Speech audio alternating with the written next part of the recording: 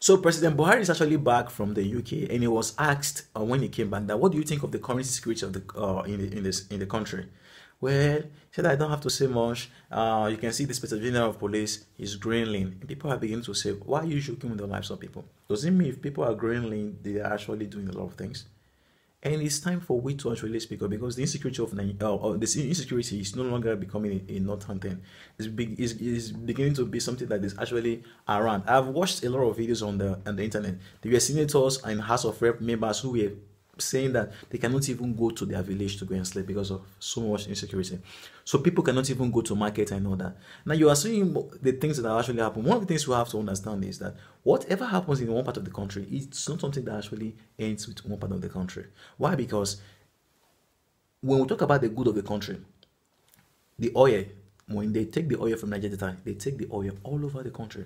They share it, the proceeds, right? So whatever is happening in Nigeria, the corruption that happens in Kano, the corruption that happens in other places, the corruption that happens in the corruption, it affects every single person. So the issue of insecurity is really, really very, very bad. Do you know how many people have been killed in the last 3 months? Thousands of people. People have become widows in a lot of things. And that leads us to the issue where Archbishop John Leka was saying that he was a president of any African nation. He will resign because look at what is actually happening in the African nations. A boy growing up in an African nation no longer have confidence in their nation. Why? They are 10 years, 10, 20, 15 years, they already having plans of leaving the country. Why? Because there is no hope in the country. Before we were exported out to go and work, but now we are willingly going out to these countries. So these are things that actually come in people with. It's time for people to actually sit down and say what is actually going on in the country. I strongly believe that people can actually change their nation. We are the ones that will change our nation by speaking against the ills of the nations, by praising when there is a need to praise. And that leads us to the next issue where we have Shas Anyanwu. Shas Anyanwu was one of the Ventura artists. He actually came out and was blasting the people who gave Bobrisky a chance to actually make videos and all that. And he said that this thing that they're actually doing is not really good. And people have to speak up because, you see, listen, there are 3 aspects of life. There are people who we speak against evil, there are people who do evil, and there are people who choose not to speak and who choose not to do evil. Now, the world is not a mess because there are many bad people. The world, see, listen, there are just few. The world, you see, there are many good people, but there are just few bad people. But the problem is that the good people, many of them don't speak, and that is why you see evil persist. So you're actually speaking and saying, blasting the industry for offering this guy who is a cross-dresser an opportunity to actually showcase himself before the whole nation, because he will be featured on the TV, he will be featured on the internet and all the many stops. And he spoke well because somebody came out and spoke against Yahweh and all that. It's time for us to start speaking against the ills of society. Why? Because there cannot be society without morality. It is impossible, if there's any English like that. It is impossible. There cannot be society without morality. Listen, if 50 years ago to kill somebody is bad, today to kill somebody is still bad. So abortion yesterday and 50 years ago is still the same, is as bad as today. So let's not say we are trying to rewrite the rules and we are living in a modern generation. We will not be defining sexuality, and somebody cannot come and say who was born a man can say I want to be associated, I want to be referred to as a woman. That is problematic and it should be addressed, because one of the days you just see somebody wake up one day and say, I said this before, what you see in the US, it may be Nigeria, because Nigeria can just wake up one of the days and say lesbianism is you are seeing the movies, there's sex and all those kind of stuff. Why? Because we are not speaking. The people at the church are not speaking. The teachers at the school are not speaking. Their parents are not speaking. Do you know how many parents are even encouraging their kids to actually do Yahoo? These are the issues that are confronting us as a people. Moving on to the other news, we have the news of Tonto Dikeh, who came out in the public and was describing his husband, saying he's a Yahoo boy. I saw him with the candles. He's not the president. He's not the son of Obasanjo. He said this and all that. We were talking even as giving gory descriptions of his husband's performance at home in the private room, which is very, very, very bad. And the next day, which was on a Sunday, this lady was coming out to even preach Bible, and people went after her. And these are the things that we need to be speaking, because there are many people who are called celebrities. There is nothing to be celebrated about them. Everything about their lives stinks. There is no morality, there is no truth. They're embroidered in controversy. And it's time for people to start speaking that when you have this large crowd, because there are millions of people following these people, and if they are vomiting rubbish, it is very bad.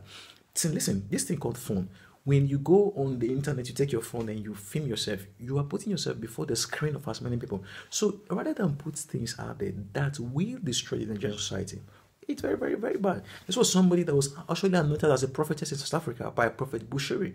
So people should start looking and say, what is going on in the country? Can't we do things properly? Why can't we have a positive nation? Why can't we have people who really love their nation? I believe we can actually do that. The president, he's about to elect his next name. Let's see the people he brings on board. And let's see what becomes of the nation. And then the next news we have now is the news that has to do with EFCC going after Saraki. Now you look about Onoge. Onoge, he did a lot of things, and he was recruited from public office, even if it was even 60 years and above and all that. And that is justice. But when you look at the Onoge's case, there is what I call selective justice. What is done for one should be done for all. It's simple. If you have 2 children, if you have 50 children, 50 of them did bad, don't punish one. Punish the 50. If the 50 of them did good, don't reward one. Reward the 50. Because when you start doing these kind of things, people will start shouting. And you have to understand that there are 3 people in Nigeria. There are 3 people in Nigeria. There are those who have the APC, there are those who have the PDP, and there are those who are against PDP and APC. So you have to understand this kind of stuff. And those who are against these parties, who are the third group, who are not for APC and PDP, they are saying the partiality. They are saying it. They are saying it. So let's not be deceiving ourselves. Let's not be deceiving ourselves. This is deceit. So going after Saraki, okay, go after Tinubu. Go after Ganduje. The one who is a CCC chairman, go after him. What about Oshomole? Go after him. They are arresting people. Go after these people. So that meet justice to everybody, so that everybody will be happy. You understand? The next news we have is Senator Adeleke was actually arraigned in court for certificate forgery. And Davido was saying that, is it a crime for somebody to now win an election again in Nigeria? Let's talk about the issue. Is he actually guilty? If the people that are coming to rule us, if their genesis is not known, there is a big problem. If they cannot present simple WAEC certificate, and you want to rule over us, a nation of people that have a lot of PhD, it's a mess. So, Nigeria need to get it right now, or they will never get it right. They need to get it right now. We need to have a system where there is proper accounting. You see, JAMB have not even released results. Up to now, JAMB has not released results. So when will they release results? When? So, we need to improve on the things we do. This nation, you see, there are people who are saying, Nigerian problem cannot be solved. You just go and make your money, and that's good. Listen, if you are rich, it's like you don't understand what is going on in the country. Where the country is now, if you are rich, you are afraid. If you are poor, you are afraid. Everybody is afraid. You have to understand that if we don't get it right as a nation, economically, morally, there is insecurity. I know that. So I believe that things can be changed. And they will change for good. So guys, peace.